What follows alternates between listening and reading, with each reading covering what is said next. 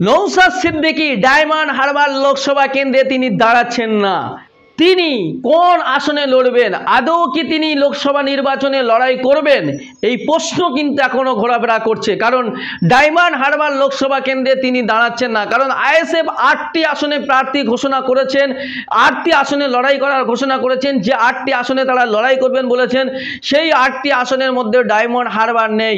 ফলে নওশাদ সিদ্দিকী কোথায় লড়াই করবেন, আদৌ লড়াই করবেন কিনা তা নিয়ে প্রশ্ন রয়েছেন। যদিও আইএসএফ এর নেতৃত্বরা তারা বলেছেন যে নওশাদ সিদ্দিকী ডায়মন্ড হারবারে লড়ার কথার সিদ্ধান্ত আমাদেরকে জানিয়েছেন এবং কর্মী সমর্থকরা তারাও চাইছেন ডায়মন্ড হারবারে লড়াই করতে, কিন্তু শেষ পর্যন্ত এখন আমাদের কোনো সিদ্ধান্ত নেওয়া হয়নি।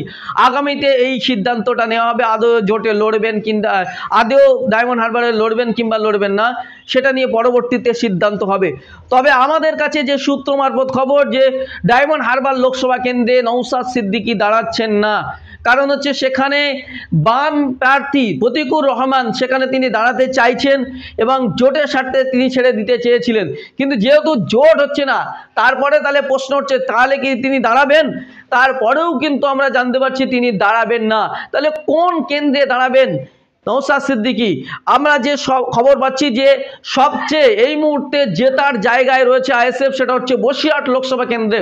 সেই বসিরহাট লোকসভা কেন্দ্রে কিন্তু দাঁড়াতে পারে নওশাদ সিদ্দিকী এবং বসিরহাট লোকসভা কেন্দ্রে তিনি দাঁড়িয়ে সেই আসনটিকে জয়ের জন্য নিশ্চিত হতে চাইছেন এবং সেই আসনের উপরে নির্ভর করে গোটা বাংলা জুড়ে মোট 8টি আসনে প্রার্থী দেবেন এবং সেই 8টি আসনে তার দল লড়বে এবং নওশাদ সিদ্দিকী বসিরহাট লোকসভা কেন্দ্রে প্রার্থী হতে চলেছেন, যেখানে তৃণমূল কংগ্রেসের প্রার্থী হাজী নুরুল ইসলামের বিরুদ্ধে দাঁড়িয়ে সেখানে কিন্তু দাঁড়াতে চাইছেন।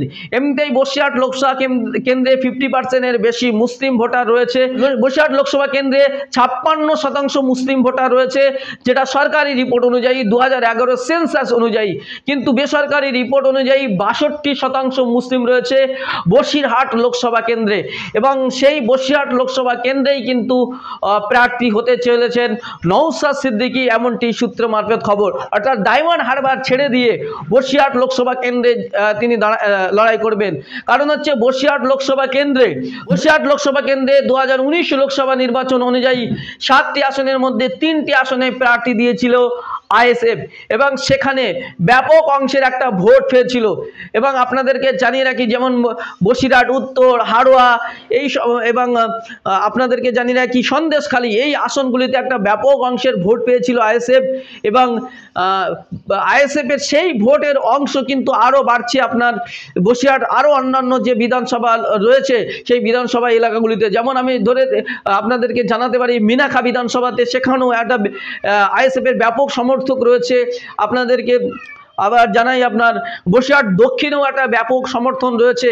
ফলে এবং সন্দেশখালী হিঙ্গলগঞ্জের এরিয়াতেই ব্যাপক অংশের আইএসএফের একটা সমর্থন রয়েছে। ফলে এই সমস্ত এরিয়াগুলোতেই কিন্তু ব্যাপক অংশের ভোট পেতে পারে এবং সেই ভরসায় কিন্তু আইএসএফ এর চেয়ারম্যান বিধায়ক নওশাদ সিদ্দিকী তিনি কিন্তু ডায়মন্ড হারবার ছেড়ে বসিরহাট লোকসভা কেন্দ্রে প্রার্থী হতে চলেছে বলে এই সূত্র মারফত খবর। এবং তিনি সেখানকার প্রার্থী হলে সেখানে অনেকটাই জয় নিশ্চিত বলে তিনি আশাবাদী এবং সেক্ষেত্রে তার লড়াইটা কতটা কঠিন হবে, কতটা সহজ হবে সেটা তো অবশ্যই জানাবো। আপনাদেরকে জানিয়ে রাখি বসিরহাট লোকসভা কেন্দ্রে প্রার্থী হতে চলেছেন আইএসএফ বিধায়ক নওশাদ সিদ্দিকী, তেমনটি সূত্র মারফত খবর। এমন নানা তথ্য পেতে আমাদের ইউটিউব চ্যানেলটি সাবস্ক্রাইব করুন, ফেসবুক পেজটি ফলো করুন। সকলে ভালো থাকবেন, সুস্থ থাকবেন, ধন্যবাদ।